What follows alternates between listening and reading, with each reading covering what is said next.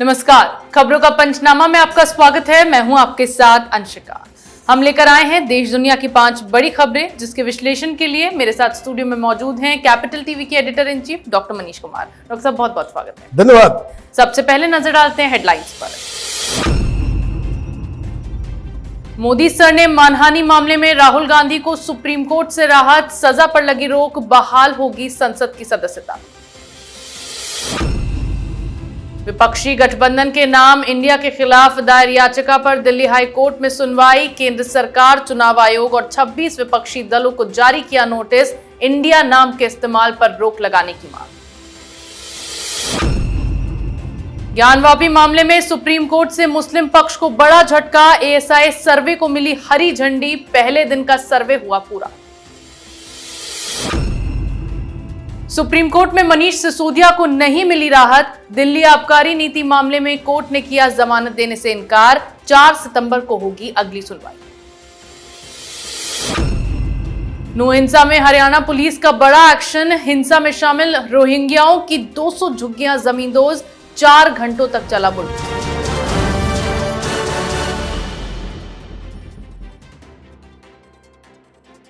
और खबरों की शुरुआत में बात करेंगे राहुल गांधी पर सुप्रीम कोर्ट के फैसले की। कांग्रेस नेता राहुल गांधी को सुप्रीम कोर्ट से बड़ी राहत मिली है। मोदी सर ने मानहानि मामले में सुप्रीम कोर्ट ने राहुल को मिली 2 साल की सजा पर रोक लगा दी है। गुजरात की निचली अदालत ने राहुल को यह सजा सुनाई थी, जिसे गुजरात हाई कोर्ट ने बरकरार रखा था, जिसके बाद राहुल गांधी की ओर से सुप्रीम कोर्ट का दरवाजा खटखटाया गया और अब 134 दिनों बाद राहुल गांधी की दोष सिद्धि पर रोक लगाई गई है। सुप्रीम कोर्ट के फैसले के बाद कांग्रेस की ओर से भी ट्वीट कर इस फैसले को नफरत के खिलाफ मोहब्बत की जीत बताया गया है। डॉक्टर साहब, रोक तो लग गई दोष सिद्धि पर, अब सांसदी का क्या होगा? देखिए, जो जानकारी मिल रही है उससे ये साफ है कि सोमवार को राहुल गांधी संसद जाएंगे। चूंकि आज शुक्रवार है, कल शनिवार और रविवार को काम होता नहीं है, तो सोमवार तक में अविलंब इनके जो फैसले के साथ ही वापस कर दिया गया है सांसदी को।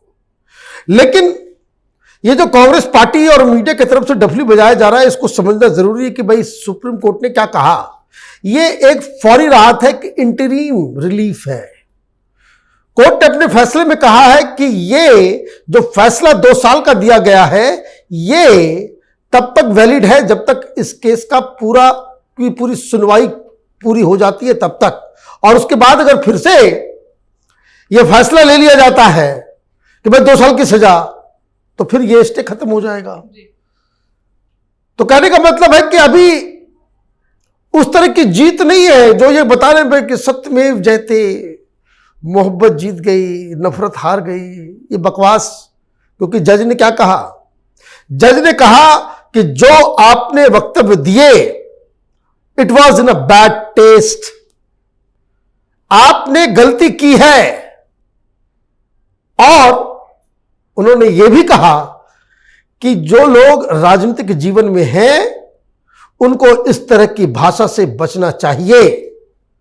रिलीफ राहुल गांधी को नहीं, जो तर्क अपने जजमेंट में सुप्रीम कोर्ट ने दिए कि क्यों वो 2 साल की सजा को स्टे लगा रहे हैं, वो इसलिए क्योंकि वो ये कह रहे थे कि इस फैसले की वजह से, राहुल गांधी की वजह से वायनाड की लाखों जनता जो अनरिप्रेजेंटेटेड जा रही है संसद के अंदर में, ये उनके साथ अन्याय हो रहा है। तो ये कोई मोहब्बत की दुकान की जीत नहीं हुई है।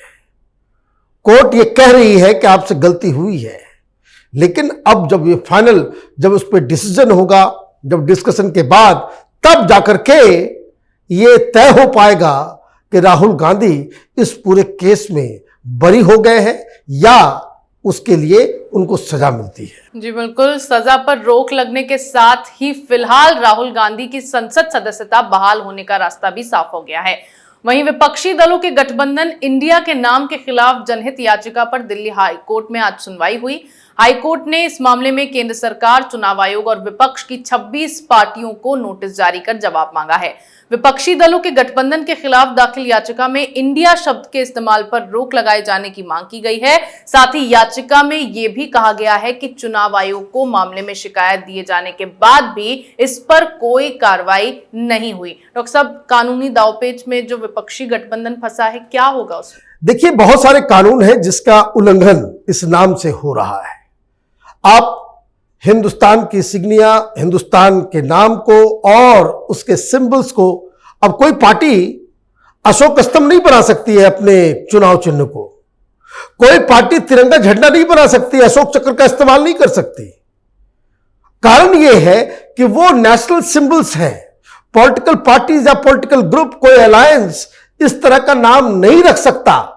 आप इंडिया का इस्तेमाल कर सकते हो, आप रख सकते हो कि भारतीय जनवादी पार्टी या कुछ उस तरीके से, कम्युनिस्ट पार्टी ऑफ इंडिया, है ना, कांग्रेस पार्टी ऑफ इंडिया कर सकते हैं, जो भी कर सकते हैं आप वो कर सकते हैं, लेकिन सिर्फ और सिर्फ नाम आपका इंडिया हो यह नहीं किया जा सकता। तो ये जो डाला गया है PIL, उसके ऊपर नोटिस दे दिया गया है। तमाम 26 पार्टियों को नोटिस भेजा गया है, सरकार को भी भेजा गया है, इलेक्शन कमीशन को भी भेजा गया है। अब इस पे तय होगा कि नाम ये लोग रख सकते हैं या नहीं रख सकते हैं। वैसे भी नाम में क्या रखा है? आपके काम ऐसे ऐसे हैं, वो दुनिया के सामने है, आप नाम कुछ भी लगा ले। प्रधानमंत्री ने सही कहा, ये PFI ये भी कहते हैं India, popular front of India. ये कम्युनिस्ट पार्टी, चाइना के दलाल, ये भी कहते हैं अपने आप को कम्युनिस्ट पार्टी ऑफ इंडिया। ये माओवादी, ये आतंकवादी, ये भी अपने नाम रखते हैं communist party of India, Maoist. तो ये इंडिया नाम रखने से कोई इंडियन नहीं हो जाता। दिक्कत क्या है कि कांग्रेस पार्टी आजकल वो सड़क छाप किस्म के जो तुकबंदी, उसमें ज्यादा बिलीव करना शुरू कर दी है।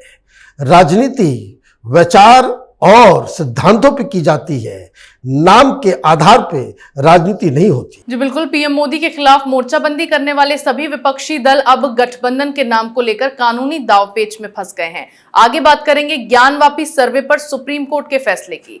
ज्ञानवापी मामले में सुप्रीम कोर्ट में भी मुस्लिम पक्ष की याचिका को खारिज कर दिया गया और ASI सर्वे को हरी झंडी दे दी।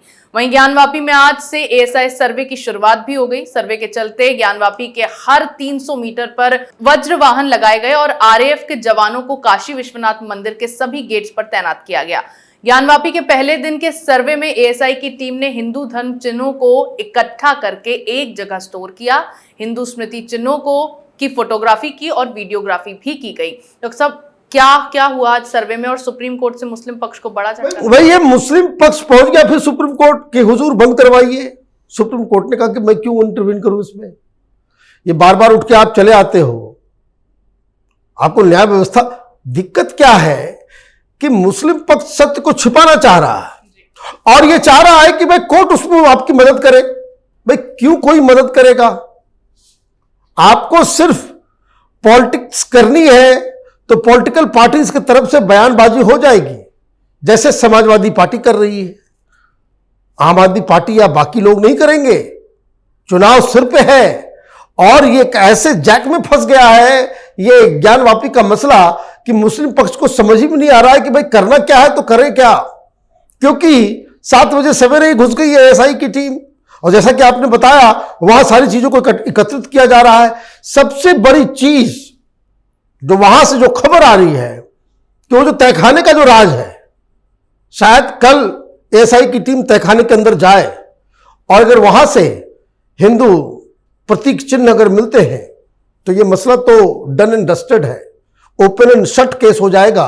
वहां पे फिर मस्जिद की जगह पे मंदिर का निर्माण होगा। जी बिल्कुल, सुप्रीम कोर्ट से ASI सर्वे को मंजूरी मिलने पर फिर से मुस्लिम पक्ष को झटका लगा है।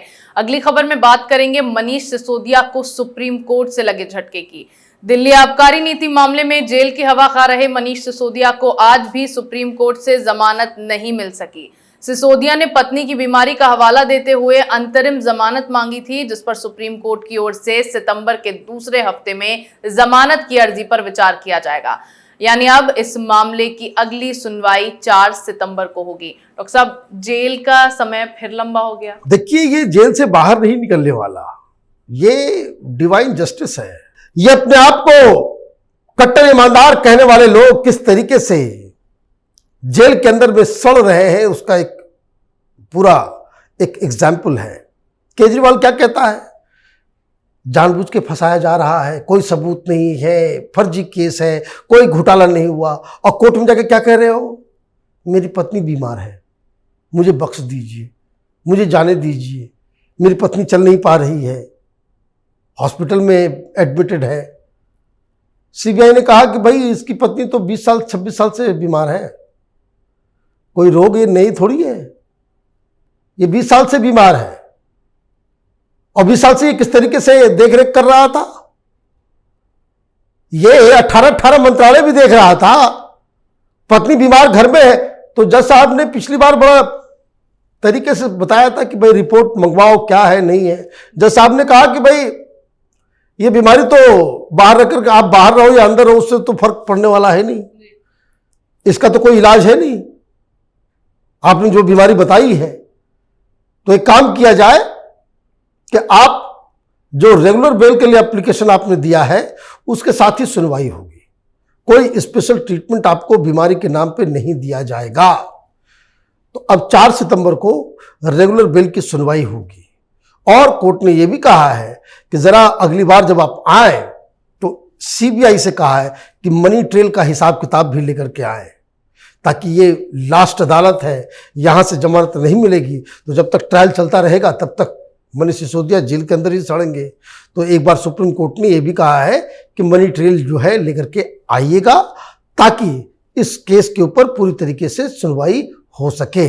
चांसेस बड़ा ही कम है कि ये बाहर निकलेंगे। जी बिल्कुल। सुप्रीम कोर्ट में जमानत याचिका खारिज होने के बाद अब सिसोदिया को कई और दिन जेल में रहना होगा।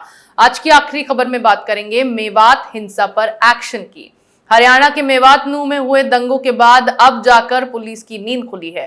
पुलिस ने दंगों की शुरुआती जांच के बाद नूह में रोहिंग्याओं और अवैध घुसपैठियों पर बड़ा एक्शन लिया है। पुलिस ने तावड़ू रोहिंग्याओं और अवैध घुसपैठियों के अवैध कब्जे पर बुलडोजर चलाया है। बुलडोजर से 200 से अधिक झुग्गियों को गिराया गया।